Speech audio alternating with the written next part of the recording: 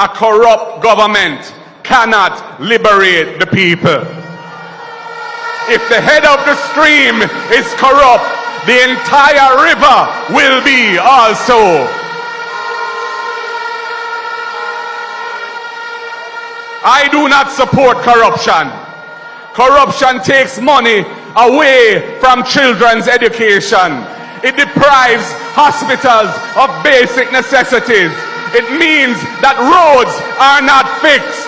Corruption deepens inequality. It siphons off taxpayers' money to make a few cronies richer with the political connections instead of benefiting the people.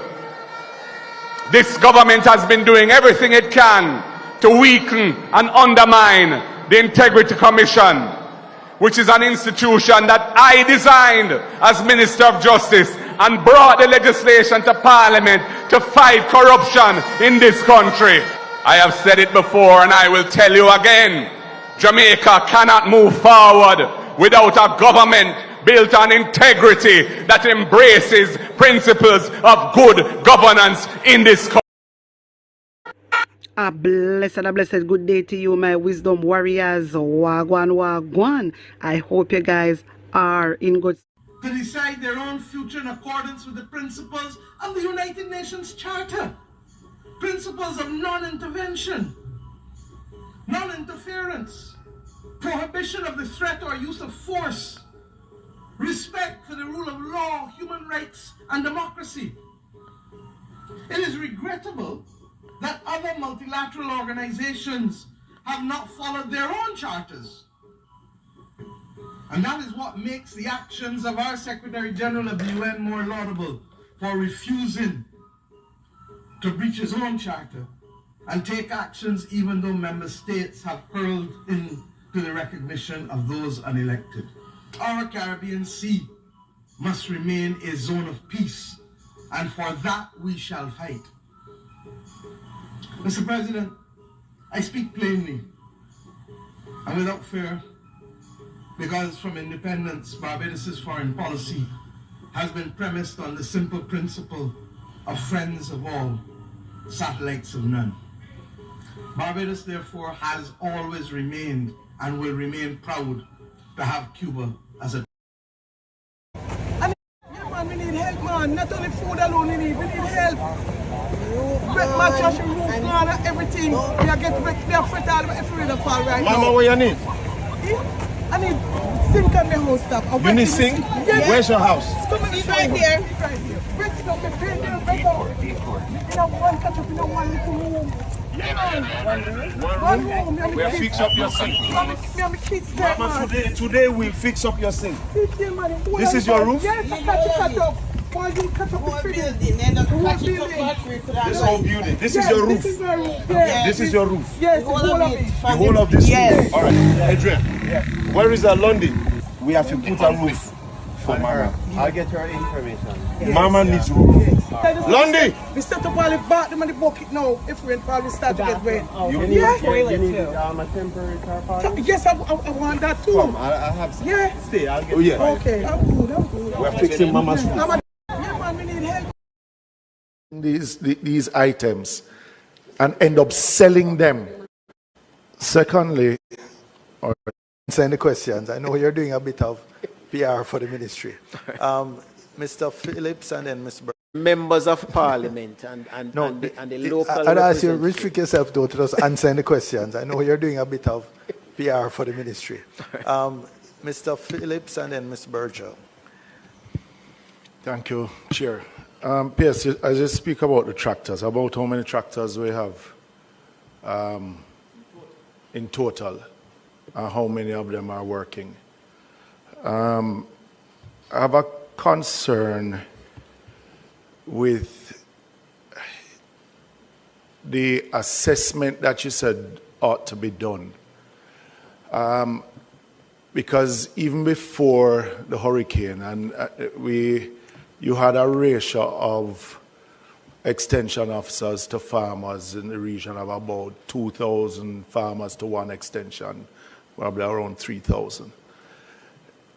most, I can say, in my own constituency, and I'm sure in other parts of the island, that some of these extension officers have been affected by the hurricane.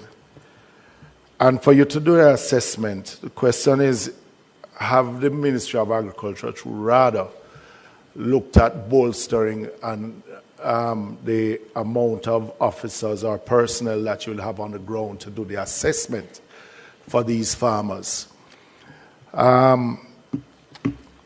Secondly, or thirdly, you speak about the seeds that you had in hand before the hurricane. I remember the minister standing up in the house here. I remember you coming to the PAAC sort of boasting that you had made preparation before burial of the procurement of $40 million worth of seeds.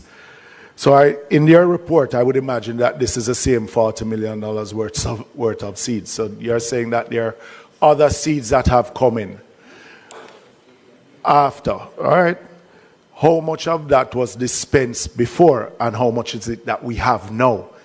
And I would imagine that you will need to procure more seeds, and what is the time frame of those additional seeds to come in to be able to put the farmers in production.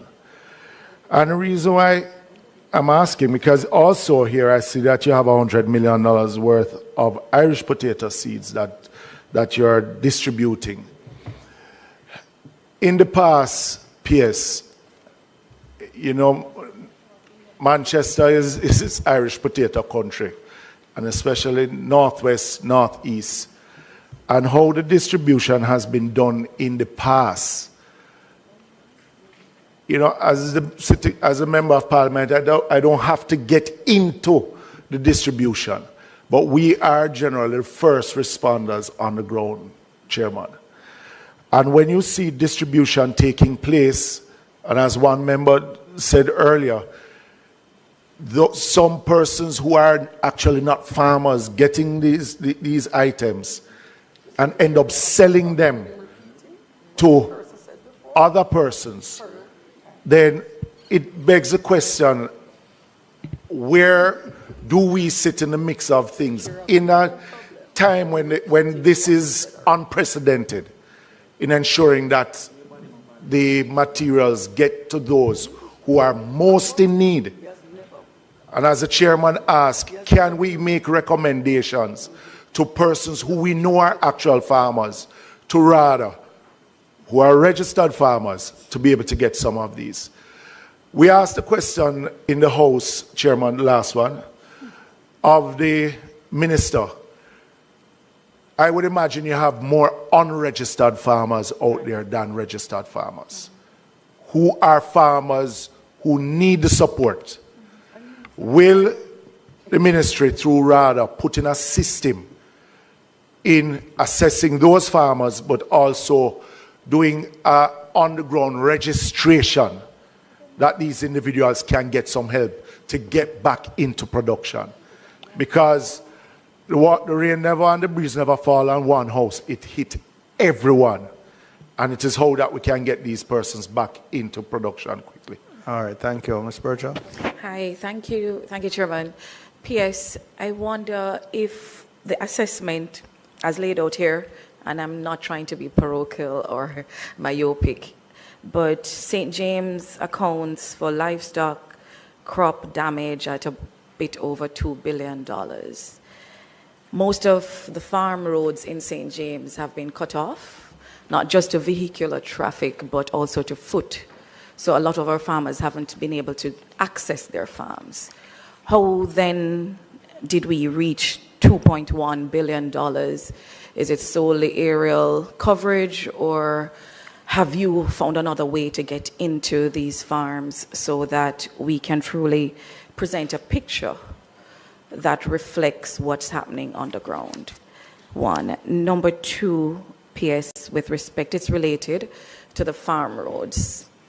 I know you mentioned the $2.7 billion worth of loss that you've registered, and about 800 million, you said, has been identified to assist with farm roads. But in the interim, I know that is to be spent over the rest of the financial year.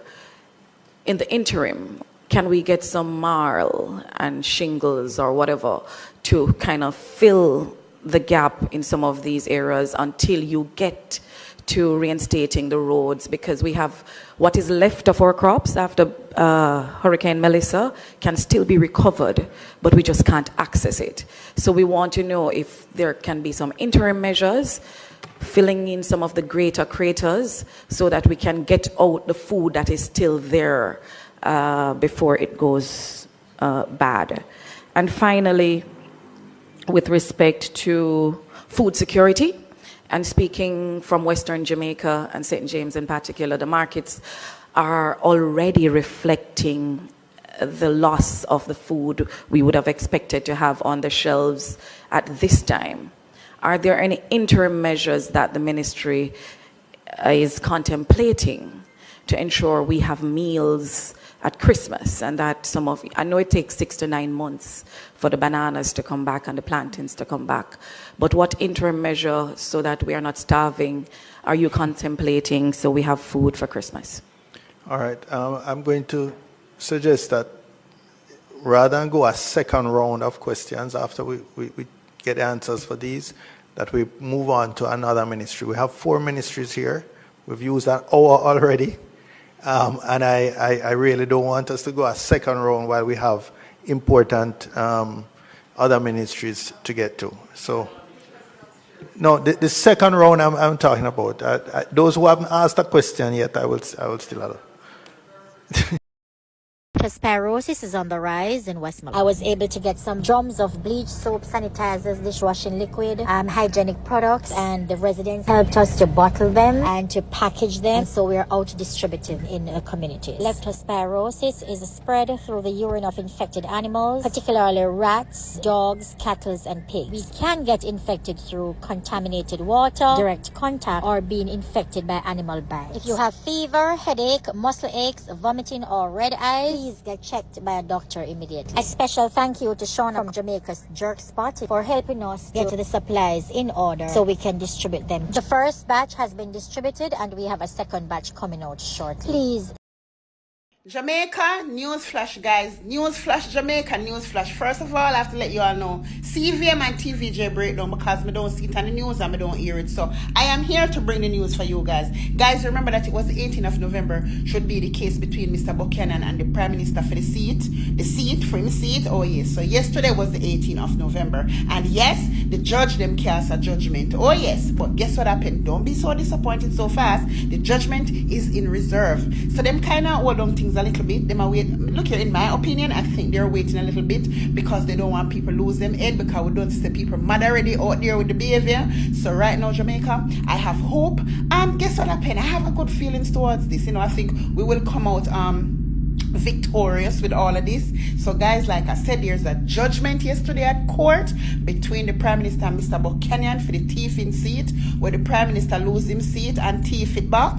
So yes, guys, it is a judgment, but the judgment is in reserve. So like I said, it's my own opinion, and why the judgment is in reserve is because right now we kind of go through one delicate period, and them are all on a little bit before the public hear the judgment. So guys, yes, I have good faith and I feel really good about this, and I know that, guess what, God have us luck. And guess what, something tells me that this is going to be a good story. So here what happened, guys. Let's look forward for the judgment to go public, but right now it's in reserve. So you know what I say, when we see them cast judgment, you know, that means that the judge them look at evidence and everything and come to a conclusion and knock the hammer so and say judgment. You understand? So either the judgment for the plaintiff or judgment for the defendant, but the judge knock the hammer and say judgment for whosoever the judgment cast up on. So guess what happened, guys? The judgment though is in reserve, and we are wait liquor till things kind of cooled up for hear what's going on. But like I said,